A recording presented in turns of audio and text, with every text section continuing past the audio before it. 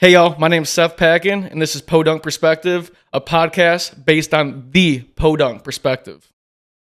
Podunk Perspective, we are back. Couldn't tell you which episode this is. We're doing a few here, baby. Okay. We got my man Steve Thomas in the house. How we doing? I'm good, man. How are you? Good.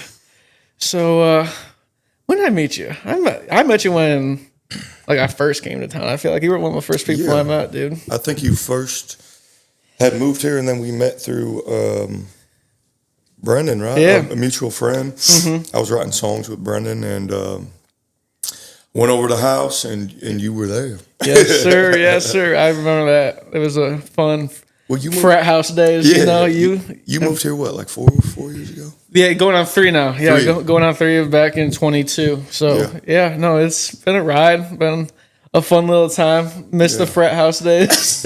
Singing Creed on a pedal tag. Right. It was so cool because I was new to town, and you'd come over and write or whatever with Brendan, and I just get to sit there and watch how the writing process works and stuff. And I got to do that, and that was so cool, especially just being new to town. I mean, that was so cool. And then just you guys were some great writers just coming in, and just seeing that firsthand was really sweet. Me and Brennan, we wrote a lot of songs, and then you were living with him at the time. Yeah, you guys were on a softball team together, right? I just was a fill-in. Yeah. I was the guy they would call. Yeah. And they'd be like, hey, man, can you play? We had somebody. Because it was like, I don't know whose idea it was to run softball leagues with a bunch of musicians. Right. But it's like, everybody's always busy, so there's at least 5 people that someone has to go up. Yeah, someone has to go play Broadway, or go play Losers, play a show, or they have a right, or they're sick. They're sick. But that was fun. We did the softball thing together, and I really forget how I even met. I mean, I've been here going on, I don't know, 7. I always forget when I don't know, it's been through. It goes up. Every year I'll just add 2 years and be like, oh, I've been here a decade. I don't know. But I think it's like 7.5, 8 years now. That's awesome. What made you move here? Dude, music. 100% music. Yeah. I've been writing for, I don't know, since I was 12, 13. I started with poetry, picked up a guitar at 15, fell in love with it, and then moved here at just before I turned 22. Now I'm 30. Yeah. Which is crazy to say. But what was Nashville like when you were 22? As crazy as it sounds, it was different. Yeah. And I don't know if that's just like a feeling, but but obviously I was green. I had just moved here. Yep. And so it's different for me now because I've made a bunch of connections and know a lot of people. But at the time, I'd say personally it was just so different because I didn't know anybody, and I was the new guy in town, the new writer. I mean, there's someone moving here today to write songs, and it was just like going out and just trying to meet people. And I think for me it happened, super organically. It took a long time to find my circle, as they would say in Nashville, to write with. But the bars were different. Yep. Yeah, Broadway was different. There's just even there was less people here. Right. As crazy as that sounds, people are moving in all the time now. I feel like every day. 100 a day. Plus, I wouldn't be surprised, and it's people from all over. Yeah. And they're just building vertically. Yeah, because they're running out of room. Yeah, they're running out of room. It's turning into LA, like a lot of people are saying out here. I feel like, especially in the music industry. Oh yeah. Do you kind of see that? Yeah. Like some rooms are changing, it's not necessarily just country in Nashville. Yeah, man. I mean, there's been a huge shift, especially in the genre of country music, but I feel like that's been going on, and, it's always going to evolve. It's always going to change. Yeah. I love to write traditional, as they would say, or Texas country, whatever you want to call it. But if you move here and you want to be a songwriter, there's a reason why it's a songwriter. Right. Where'd you move from? Dude, your neck of the woods, baby. But I think you're about an hour and a half from me. Yeah. Because I'm I'd say probably 40 minutes from Yeah. Ohio. What part of Michigan? Taylor. Yeah, Taylor. Yeah. Taylor, Tucky, baby. Yeah. That's about I would say 45 an hour from where I'm at. But Because you were Romeo, right? yeah. Mm-hmm. Kid Rock. Yes, sir. Kid Rock. No, I love Michigan. Did you like Michigan growing up in Michigan? Dude, I did, but I didn't really. So like my entire family's from Ohio. Yeah. Go Buckeyes. I'm a Buckeyes fan. Wow. But I did like it. I feel like I would have. Like I've been to the UP like twice. It's coming from like I don't really know too much about Michigan. As I've gotten older, I guess I've known a little more. But like I didn't know Pictured Rocks was. Yeah. I didn't know there was like a whole other. Yeah. Like you could go through Mackinac. Right. And like I thought it was Canada. Yeah. No, honestly, I can't even say had that no I've been idea. that high up. Like people always say like where it touches like it's Wisconsin. Wisconsin, yeah. Yeah. It's basically like Canada up there, or like Wisconsin. It's not even. It doesn't feel like Michigan. Well, no, my girlfriend's from Wisconsin, and we went up there, and oh man, the accents up there are insane, dude. They're funny though. If you have like like even the UP in Michigan is just like a different language. No, yeah. But like I said, I mean, I was always in Ohio because my entire family lives in Ohio, so I would spend all the holidays in Ohio. Like my brother, my sisters, and obviously my sister and brother's wife and husband. And then my little sister are the only ones that live in Michigan, and everybody else is. So were you pushed to do music in like high school and growing up and stuff, or were you just kind of doing that like on your own type thing? Kind of on my own, but my dad was a writer, so I was pushed to write. Yeah. And like I always loved English. I was gonna be I was thinking about at one point in time being an English major. Yeah. My parents always told me I could be a journalist or a politician, one or the other. And then I did the college thing, got a degree, and I just was like songs. I loved writing songs, but I didn't fall in love with writing songs probably till I was like 16. Right. And then the struggle of learning to play guitar and sing at the same time was like, dude, it was.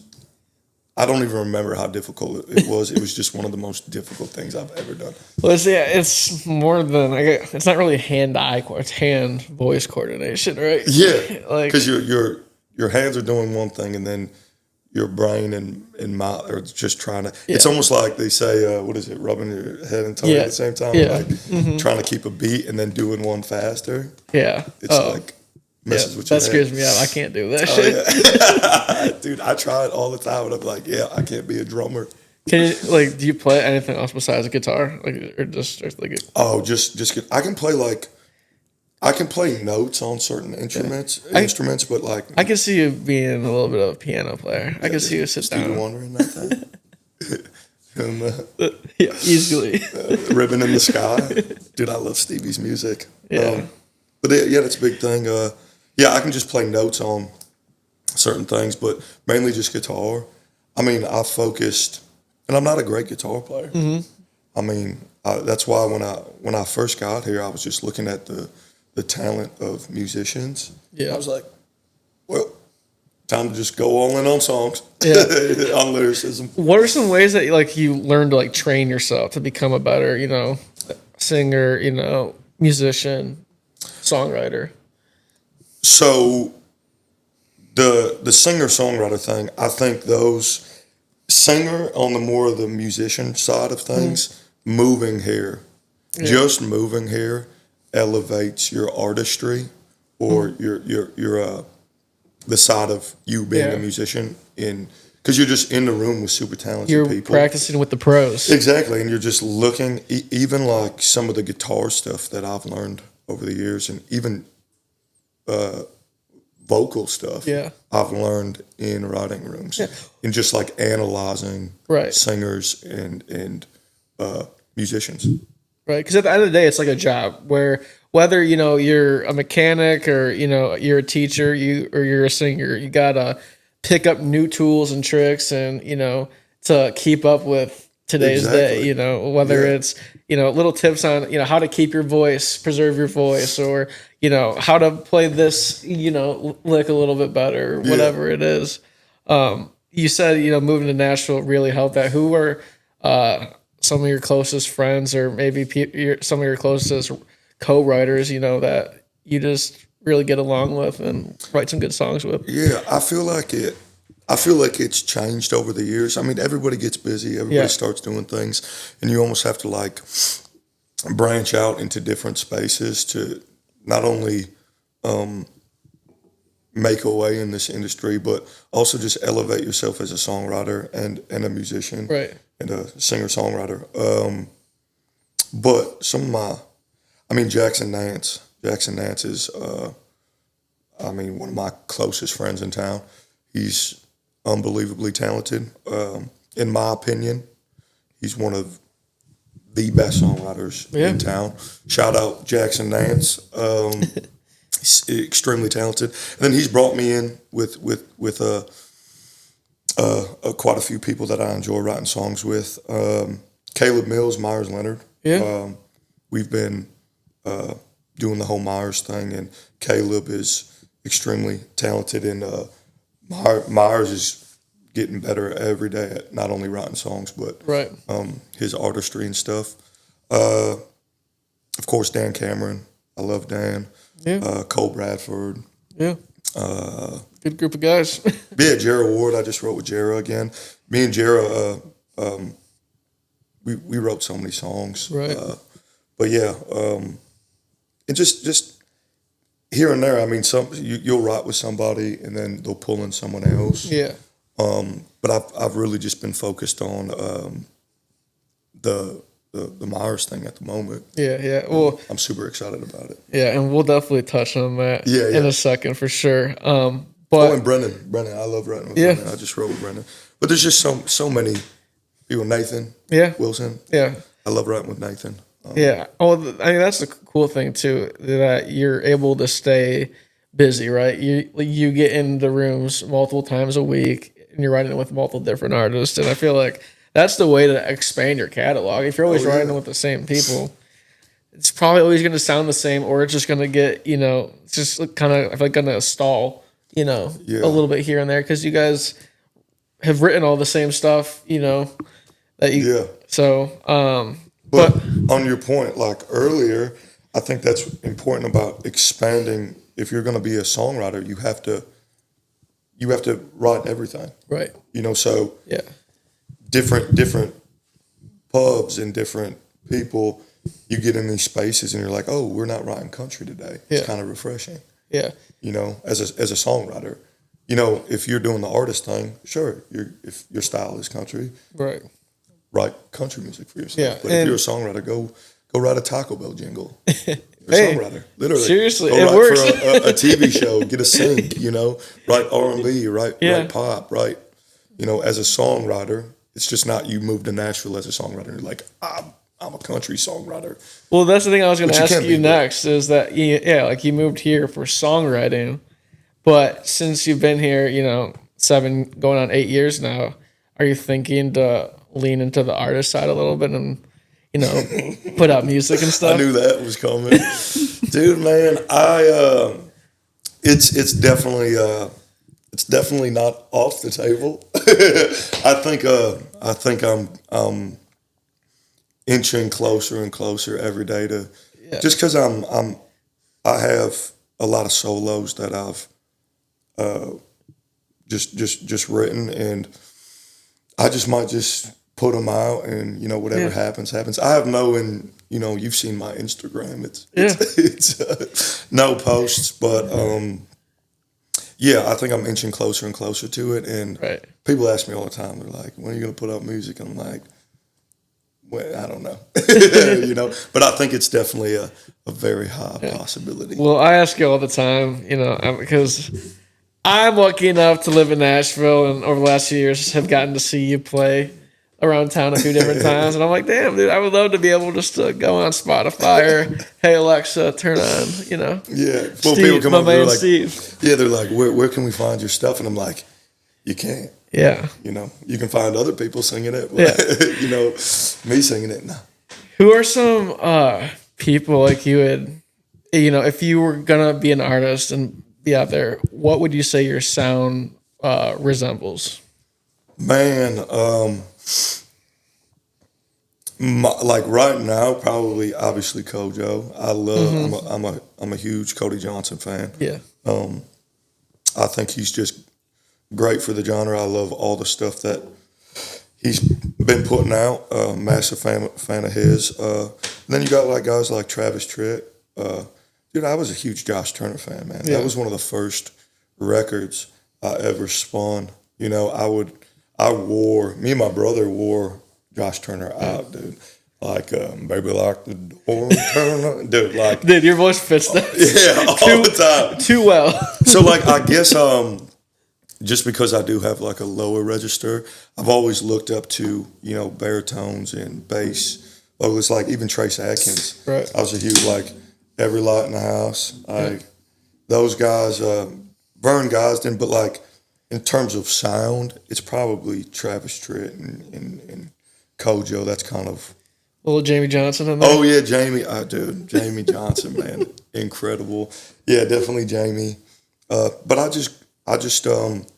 guess I registered at a young age with just guys that were in like the same vocal registry as Right. me. I guess. I mean, but just because if I put on Vince Gill, I can sing it lower. Shout out Vince Gill. I mean, he's just amazing. But like, I could never sound like Vince Gill, Right. Nor would I even attempt to sound like Vince Gill. He's so talented. But I would just sing it lower. Yeah. Like Go Rest High on the Mountain. I love that song, and it's just like I'm singing it like Yeah.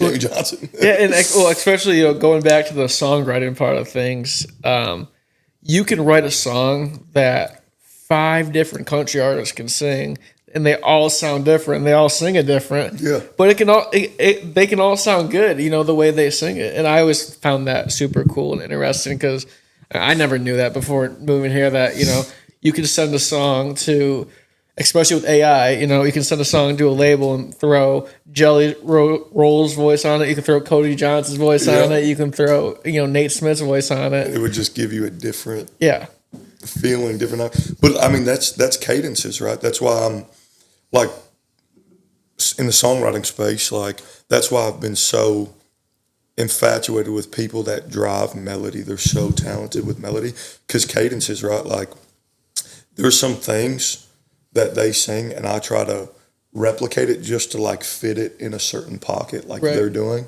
and my brain just doesn't comprehend it. And it's almost like it would be like me trying to rap like Eminem. Just the way he does things, it's like I could listen to it all day, but me trying to replicate it and like fit everything in that pocket is like it's interesting. Impossible. No, especially if the track isn't playing and I'm not singing along.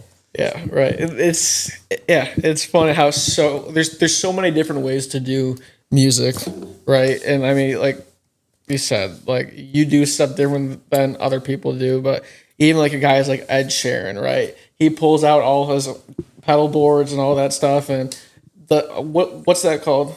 Like the when he does like the loop, the loop, and it's live loop, and he loops everything. Yeah, like that stuff's wild.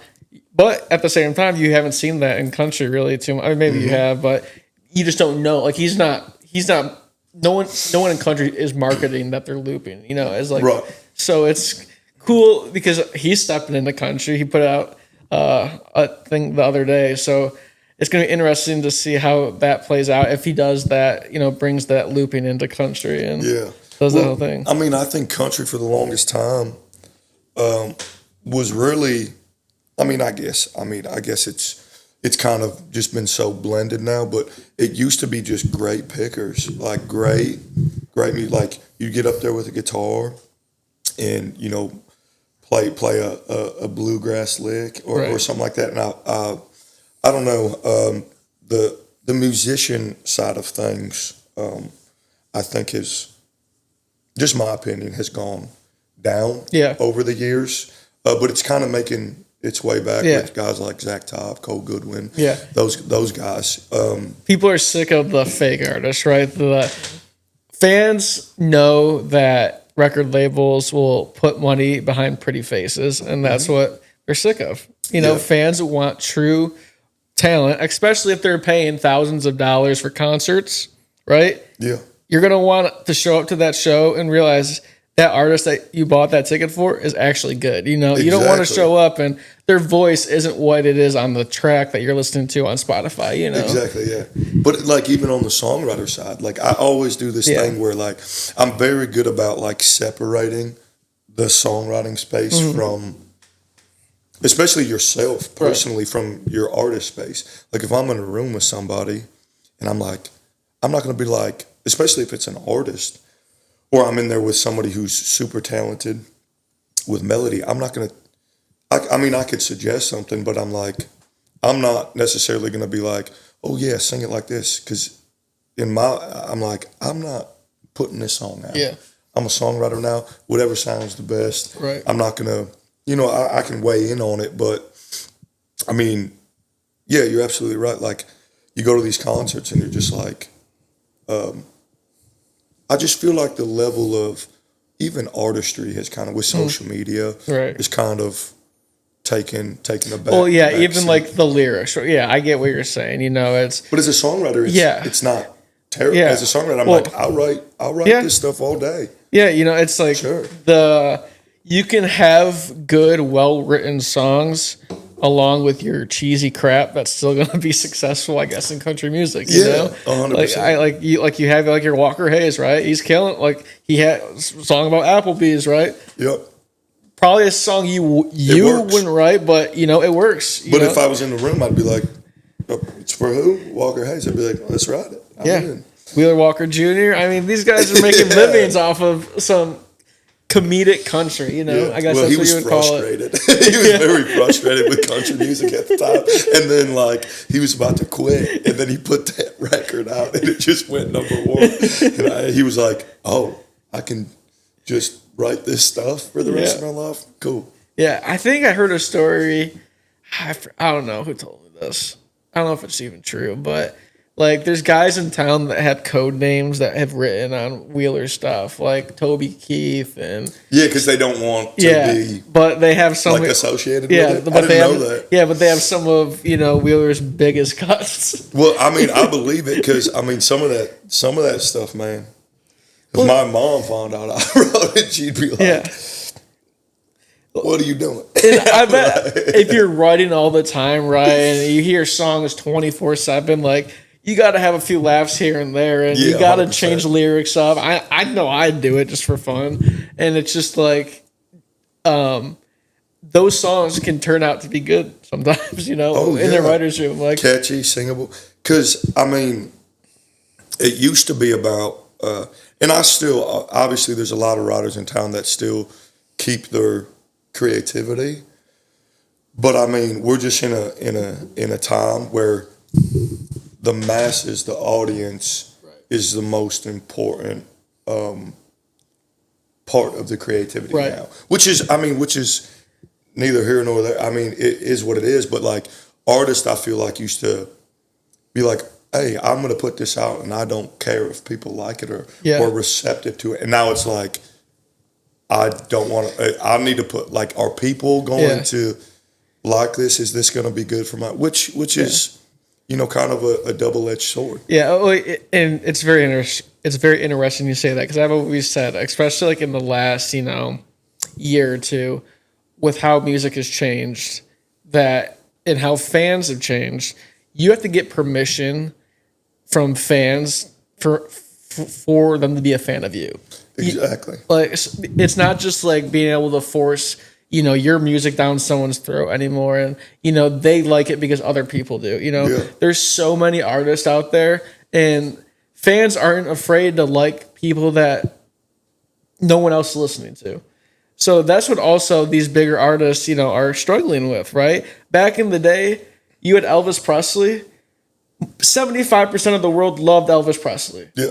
Today, probably only 45% of the world would love Elvis Presley. Yeah. Just because it's different how people think and like how accepting they are. It's like, oh, it's okay that, I listen to this artist that, 3,000 people listen to.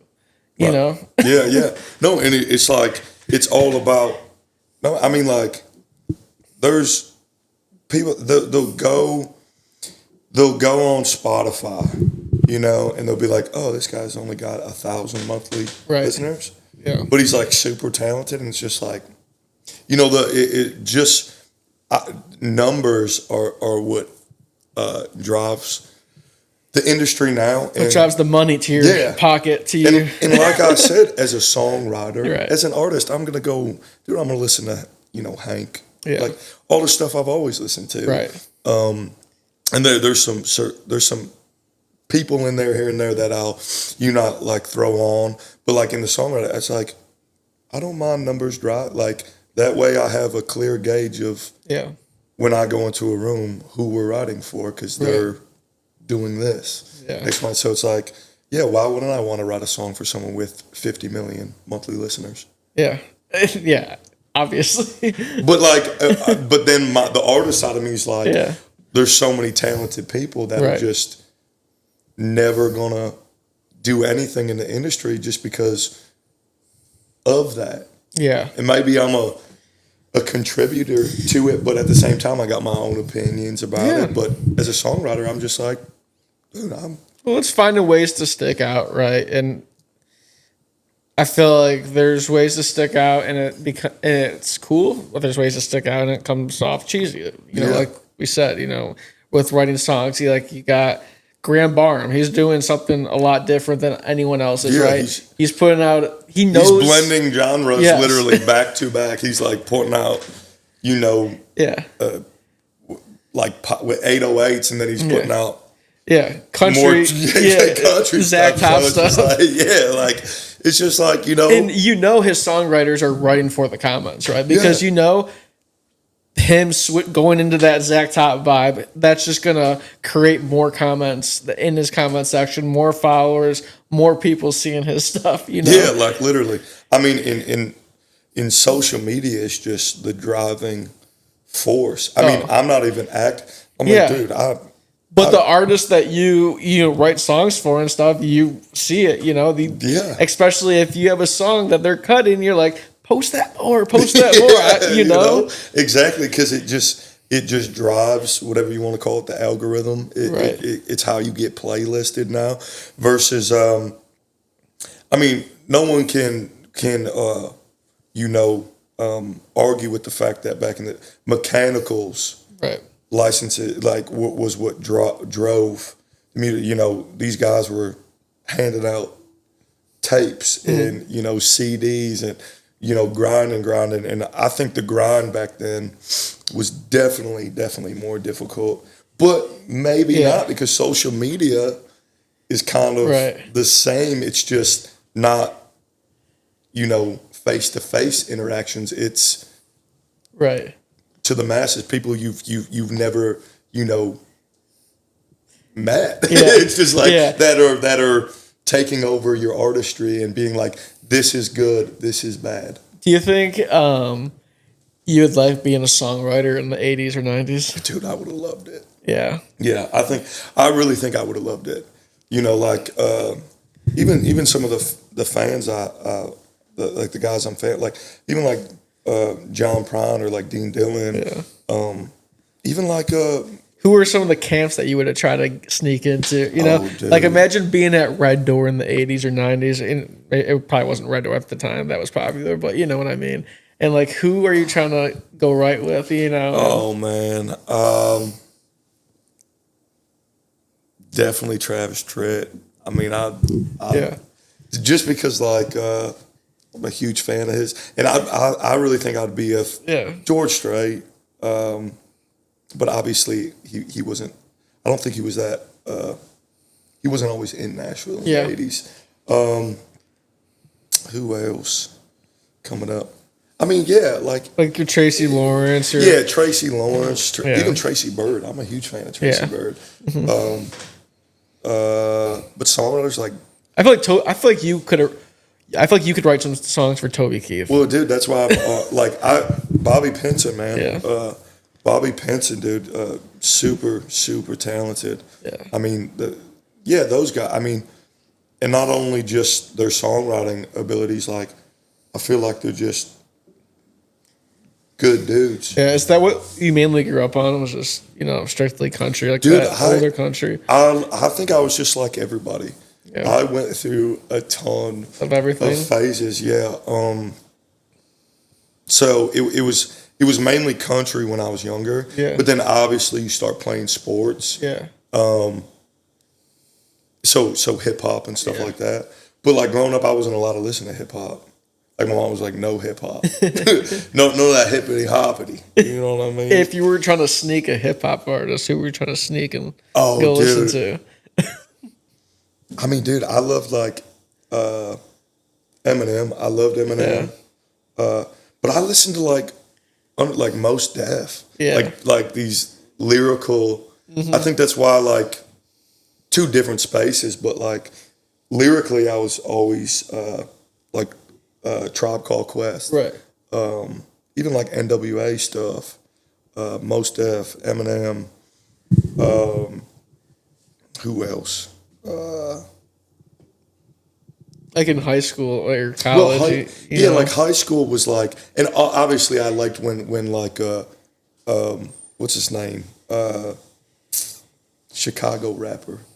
There's a lot of them, but I feel like I know. Keef, when Chief Keef came out, like we were blaring that in the locker room in high school. Also, we were blaring like when Designer came out with Panda. Yeah, everybody thought it was Future. Dude, Future. Oh my god, I forgot about that. I think that might have been when I was almost in college. Panda. Dude, oh my god, that's wild. That gave me chills across my arms. Bro. Yeah, dude. When those guys were coming, so there was always like it's almost like translates to any other genre, like country, like Panda. But then I would listen to it, but like if I was driving somewhere by myself, I'd be listening to Mos Def or like some classic country or something with some lyricism. Yeah, storytelling. Yeah, like Vern Gosdin, dude. Like I'd be listening to like Chiseled and Stoned. Right. Something to make me cry. I love sad country music, so that's kind of what I always listen to. But you like random sad songs? Oh yeah, sad songs for sad people. Mm-hmm. But dude, then there was the Warped Tour phase. Yeah, the Warped Tour stuff, dude. Like Panic at the Disco, Fall Out Boy. I got roped into that, and that's like everybody. I feel like everybody had the country phase growing up, and then whatever order it was, but they had the alternative. Yeah, and then they had, and that's why the genres now I think are so blended. Like even guys like Hardy, he's like, dude, we even listen to Screamo. Yeah. So he's like, I want to do Screamo, country, y'all alternative, whatever the kids are calling it. Yeah. And then classic country, modern country, all this stuff, and blended into one. Yeah, well, I've said this multiple times on this podcast, but you have to be a fan of all music. I feel like to be good at music, like you can't just. You have to be well versed and well rounded for sure. Yeah, you got to be fans of multiple. You got to be a fan of multiple genres, and then apply that to your genre that you're in. You know, especially as a songwriter, I'll keep doing it. Yeah. As a songwriter, it's like if you're an artist and you're putting out of course you don't have to be a fan of other music, and of course people are critical on the artist side because they're not in those spaces, they're not singing that genre. But as a songwriter, you have to be like, even if you don't like writing it, you have to write it not only to better yourself as a songwriter, but to get more access to opportunities. Yeah. Because if you're just football, right? Right. A guy that plays both sides of the field is more valuable than someone that's just like, nope, I just play offense. Yeah, exactly. I just play defense. It's like, no, we want you to play both sides of the ball. We want a kicker that can tackle. Yeah. Why do you think the guys some of the guys in the NBA, right? It's like, why wouldn't we want a point guard that is 6'11", right, and can do everything on the floor? Yeah. No, it makes sense. Yeah. No, it gives it gives you more opportunity, more, people look at that. So if you're writing pop, you're writing country, you're writing EDM, you're writing for syncs, you're writing, trying to get a song on Landman, Yeah. Yellowstone, then trying to get a song on Disney. Yeah.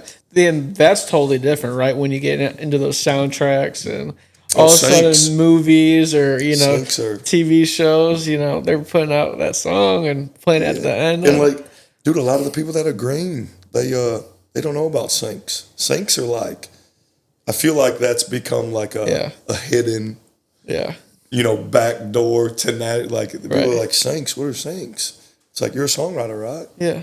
And I'm like, I'll tell you exactly what a sync is. It's a ton of money. It's what it is. Yeah. It's dependent on Right. what it's for. Right. You know? No, that's awesome. So you've had a pretty crazy fast few months, even a year. It could even be more than that. Yeah. You kind of got this new gig you've been doing or new project you've been working on. Kind of tell us about that. Kind of tell us the transition of what you were doing before into that. Well, yeah. What you're referring to is Myers Leonard, one of my favorite people. NBA basketball player. NBA basketball player. Myers Leonard. Yeah, played 10 years in the NBA. Had a great 10 years in the NBA. Played for the Trailblazers, then the Heat, and then did like a short stint with the Milwaukee Bucks. But yeah, I was just playing a show at the Distillery, Right. and he heard a couple songs. And then I got off stage, met him through my buddy Ben Kadlicek at Red Door, and then me and Ben write songs. So Myers just came up to me and was like, "Hey, dude, I loved your songs. We should get a write." And I was like, "Dude, definitely." So we set up a write, and then like a week later, he was writing with my buddy Caleb Mills. They had like somebody cancel, so Caleb called me and was like, "Hey, I'm writing with this guy Myers Leonard. You want?" And I was like, "I just met him. I'm supposed to write with him in like 2 weeks." And he's like, "You free?" And I was like, "Yeah, I'll be over." And so, long story short, I went over there. We wrote a song, and then it was 11 o'clock at night, and he had said that he wanted to write a gender reveal song for his wife because they're having another baby. And I started playing something, and we wrote this song, Paint the Room. And now we've written, I don't know, almost 30 songs. Right. Just us three. But yeah, Myers is great, man. Just, you never know what opportunity is around the corner. And it's crazy. I mean, we bridged, we try to do the best we could bridging basketball with the country music space, and everybody knows that doesn't really go together, but we feel like we did a good job with his first song, Good and Goodbye. And obviously, he probably sat down with y'all and was like, "This is what I want to be. This is what I want to do." So y'all probably have a good picture of what. Yeah, no, because he's from a small town, Robinson, Illinois. Played at the University of Illinois, college basketball, and it's just been cool because we're telling his story through country music, and I'm just so fired up because it's like the lyricism on the stuff that we got coming out is just, to me personally, it's just great. Yeah. In telling his story from being young, losing his dad, and all the problems that came from losing his dad up until being a super successful NBA basketball player. So what was the process? Is music something he always wanted to do, or he had this plan before leaving the NBA that he was going to do music after? I think it unfolded. I mean, he was putting up, through COVID, I believe through COVID, he was just like, "Dude, I need something." And so he started picking up guitar, but he's always been coming from Robinson, Illinois. All there is oil and corn. So, it's just super small town, super rural. So he's always been a huge fan of country music. Yeah. And picked up guitar, started playing a little bit, trying to sing, learning covers, just like everyone else does. Yeah. You know what I mean? And I think it's one of those things where it was I'm a 7-foot basketball player. Like, I'm not going to move into the country music space. Yeah. But I think over the course of the years, having his wife, having his firstborn son, Liam, kind of shifted that and then obviously retiring from the NBA. I mean, as a 7-footer playing 10 years in the NBA, you're on the clock. So I think it was just time, and I don't think he always wanted to be an NBA player. I mean, country music singer. Yeah. But he's just like, hey, let's just give it a shot, and he's competitive, and he loves that competitive side of chasing something. So now that he's not doing basketball, he's probably easy to work for. Oh yeah, man. Honestly, because he's probably, like you said, he's competitive and he wants to get stuff done and he wants to do it right. Exactly, and I mean, he's just talk about work ethic. Even seeing it in the country side of things, all I'll say is I guess I understand why he was able to achieve the highest level of athletics in the sports space. Right. He's just fired up, competitive. Like, we just didn't want people to think like, oh, we're messing around. Like, we're writing what I think are just great songs that tell his story with, a little honky tonk stuff here and there, like Honky Tonk at Home is one of those. And talk about the songwriting side of things. I've had the verse and chorus, and we changed a lot, but I had the verse and chorus for Honky Tonk at Home, the last single that he put out, in my phone for like 2.5 years, and I just never finished it. And then I started writing with Myers, and I was like, dude, you would be perfect for this Josh Turner. Because the title of it is like, she don't want to go out, she don't want to breathe. And it's like Josh Turner. I was like, love it. I finally found someone to sing this song. That's so sick, dude. Yeah, but he's just great, man. Yeah, no, that's got to feel pretty good. So for the first time ever, I think I'm going to ask you to play a few of those songs if you don't mind. Dude, I'm in. Yeah. Sweet. Let's do it. I'll play you one of mine, and then wait. Crack. That was a smooth crack. Sweet. I got to warm up the vocals. Yeah. Let's do a little sound check, baby. So this first song you're singing here, what's the title of this song? So the first one I'm going to do is called The Sun. I wrote this solo, and it kind of just, if I put out music, I kind of want to do stuff like this. I write a lot of songs solo. But it's called The Sun. It's just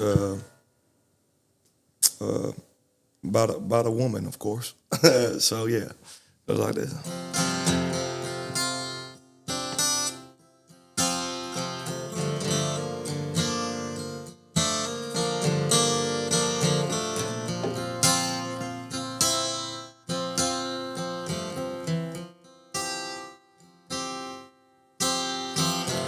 The sunrise way out east, everything that I ever need, the calm and steady through the storm. The lighthouse bringing me in, the anchor through every winds that keeps me grounded. She's the light that keeps me spinning 365. That woman's my whole life. There's the one up in the sky, and then there's lost in her eyes. For me, she'll always be the only one. The sunset way out west, every bit of heaven sing, how to shine like hers, make it here on earth, that keeps me spinning 365. That woman's my whole life. There's the one up in the sky, then there's lost in her eyes. For me, she'll always be the only one. That sun could fall down, 'cause it ain't what my world revolves around. That keeps me spinning 365. That woman's my whole life. There's the one up in the sky, but then there's lost in her eyes. For me, she'll always be the only one. For me, she'll always be the only one. She's the sun.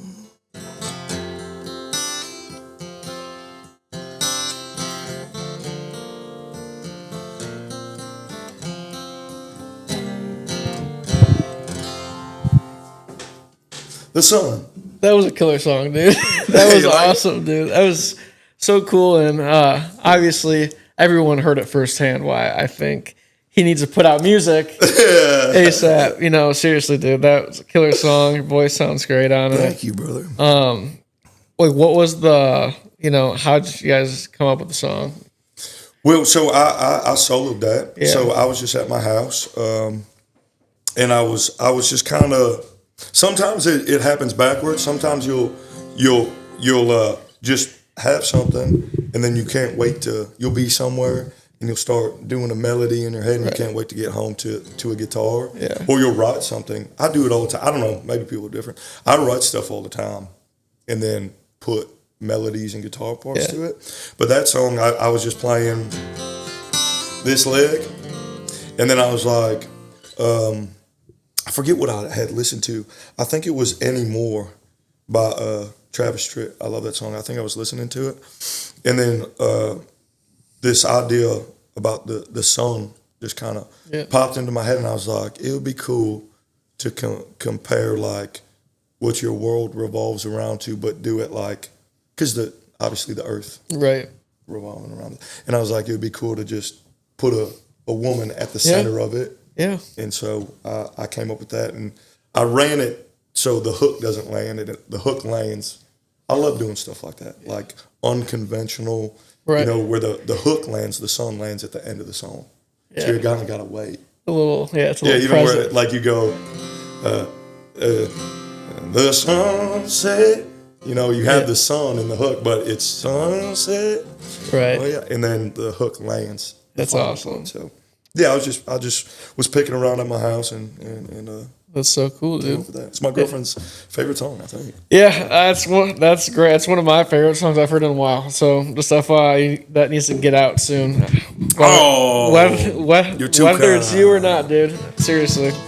What's the next one you got for us? So I'm gonna play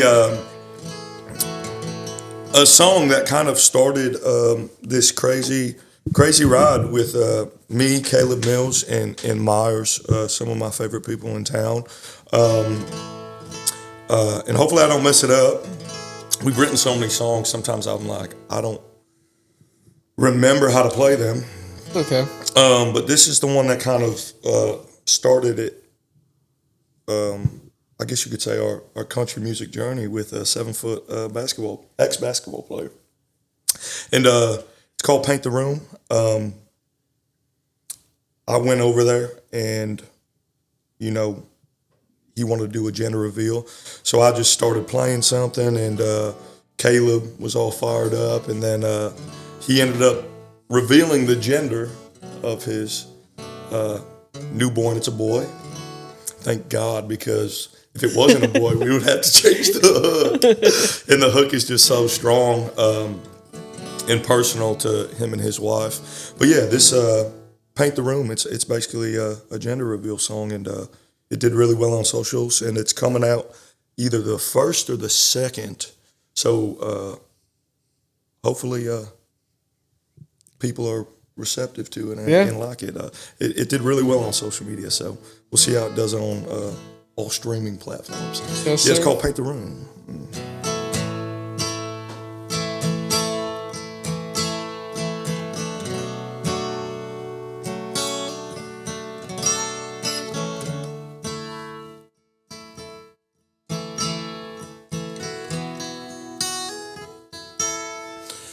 There were two pink lines out of the blue. Is it gonna be a sundress or cowboy boots? Buy 2 cans of paint, rollers and tape. Honey, you spread the news. Doc says the dates around May the 8th. I'm playing the melody wrong. I'm playing it wrong. Or 2 pink lines. Yeah, okay, I got it out. There were 2 pink lines out of the blue. Is it gonna be a sundress, cowboy boots? I buy 2 cans of paint, rollers and tape. Honey, you spread the news.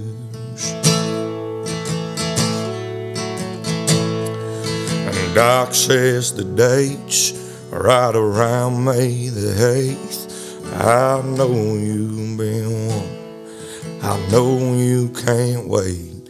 Baby, let's paint the room just like the sky, the colors of a sunset or a southern sunrise. I know you've been wondering, I think it's about time. Baby, let's paint the room just as blue as your eyes.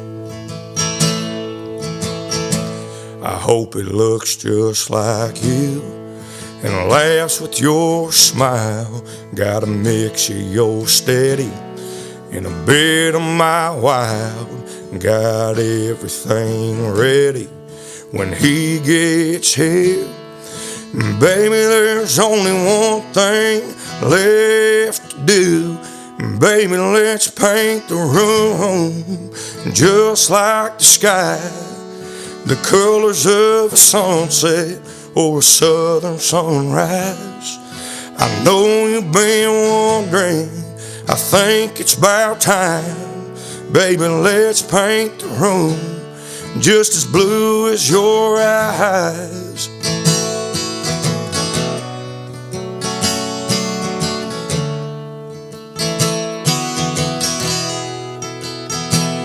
Those 4 white walls could use a coat of paint.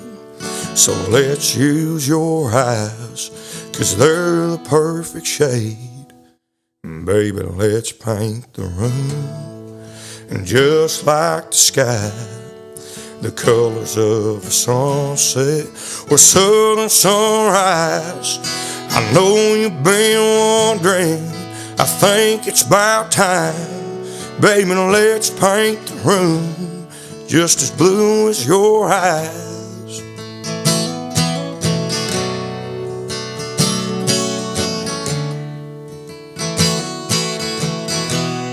Baby, let's paint the room just like the sky, the colors of a sunset or southern sunrise. That's it, yeah, paint the room. That was I messed awesome. it up. That was another great one, dude. Seriously. As you're writing some bangers. Mm-hmm. Just like lyrically, I mean, it's just seriously, it's just great. But it fits what people want there, right? It fits that like Zach Top, Cole Goodwin, everything like that. That's so cool. Do you enjoy like writing those type of songs? Oh yeah. Yeah. Yeah. I mean I run one more if you want. Yeah. That's gonna be coming out by somebody, Myers eventually, but I had soloed this song, like just another one. We just show him songs. I soloed this a while ago, and he was like, dude, I want that song. And I was like, it's yours. Let's hear it. Let's hear it. But he's on it too. We changed some stuff in it. I'll do the original, but it's called Pickup Lines. I was listening to Joe Diffie, Pickup Man, and I was like, you know what, I'm gonna write some Diffie stuff, a tribute to him, and I was gonna put it out, and then Myers heard it and liked it, so yeah, it's called Pickup Lines.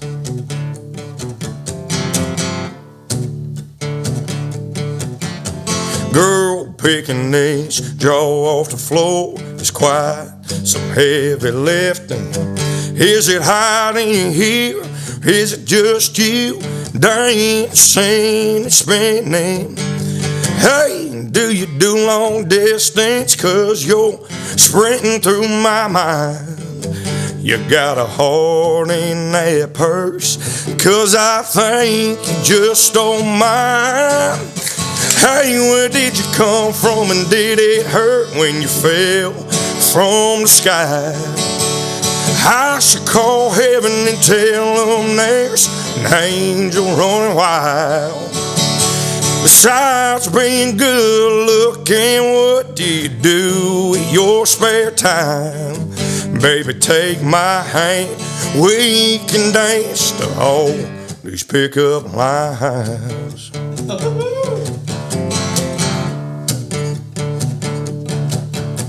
Here you are, do I get at least 2 more wishes?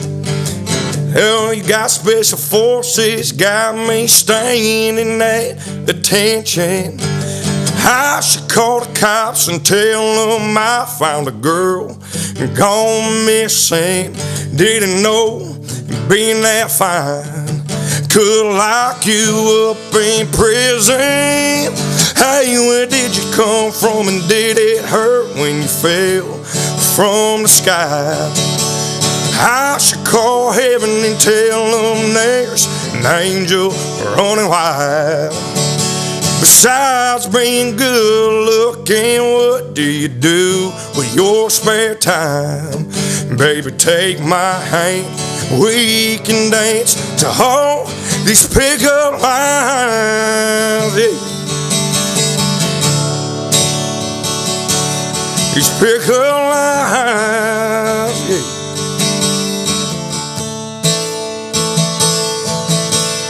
If I'm being honest, I'm running out of these lines, but that's okay, baby. I can run them one more time. Hey, where did you come from, and did it hurt when you fell from the sky? I should call heaven and tell them there's an angel running wild. Besides being good looking, what do you do with your spare time? Baby, take my hand, we can dance to all these pickup lines. Luke Combs must have missed out on a big one, or Cody Johnson. I mean, shit. That song is gas, bro. It's energetic. It's fun, you know. Yeah. That's 90s country. Right 90s there. country, man. That's what we're doing. We're trying to bring it back, even though, Zach Top and those guys are paving the way, but, yeah, in the artist space. But, yeah. Like you said, there's a bunch of different ways to say something, so, So off the Pickup Man from Joe Diffie, I was like, you know what? I'm going to write a song about pickup lines, and every line in the song is going to be a pickup line. That is so cool, dude. Honestly, that's one of the most clever songs I've heard in a while. Thank you, brother. I appreciate it. That's so cool, man. I appreciate you so much for being on. I got to ask you one more question before we end this, though. So, coming from a small town, what's your podunk perspective? My podunk perspective. And you know what? My town that I grew up in is small, but like the neighboring towns were that's like Romeo is. Yeah, you know, the neighboring towns were big. Like I think where I grew up, actually, like Allen Park, it borders Taylor, was relatively small to everything surrounding it. How small is your town? Yeah, right. I got the best of both worlds, though. I could be 30 minutes in the big city, and then 15, 20 minutes in the absolute middle of nowhere. So grew up hunting, fishing, doing all that stuff. My podunk perspective would be, it's kind of like, I like Nashville, though. Everybody, like, hospitality down here is super good, and it reminds me of where I grew up, and everybody is nice and super nice. Like, holds the door, does all the stuff that I feel like feels like everyone knows each other. Yeah, exactly. Everyone talks about each other. Yeah, like it's a small town. Everybody knows each other. Yeah. I always say this: Nashville is the smallest biggest town Right. in the world, especially if you're in the music industry. It's got that podunk perspective. Love it. God bless to that, my man. Yeah. Steve Thomas, thank you so much. Go check out Myers Leonard, new music coming out. Steve has had a big part of it, and it helps him out, right? Yes, in a huge way. We got a song, "Paint the Room," coming out early May. I believe it's May 2nd or May 1st. Yeah, this podcast will probably be out already, so go stream it. Yeah, and then "Good and Goodbye" and "Honky Tonk at Home," and yeah, More to come. I'm excited, man. Well, cheers, my man. Cheers, brother. Thank you for having me. Yep.